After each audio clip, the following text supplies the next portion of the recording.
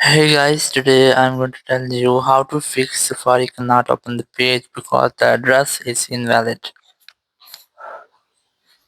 If you are using any iPhone or iPad or your Safari browser on any iOS device and you're facing the issue that your app or your website cannot be opened on your Safari browser because its address is invalid. So let's see how can you fix that. So the very first you have to check your address or URL that you have entered the correct URL or website address, or if you have checked the address is correct and you're still facing the same issue, so you have to try to connect with the VPN to access the website.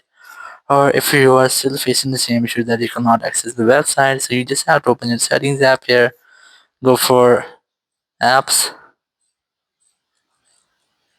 and then go for Safari app from here, and then you just have to scroll down and look for the option of clear history and website data. You just have to select clear history from here, so it will fix if there will be any issue with your Safari browser, if any virus in that, so it will be fixed in this tab. Then tap on advanced option and select website data from here, and from here you just have to delete all website data that we have just deleted. So after doing that, you just have to go back from here and you have to retry to use your Safari browser if you're still facing the same issue. So you just have to open your Apple Sport app, or you can use Apple Sport Web. Select your iPhone from here, select more option, look for Safari app from here.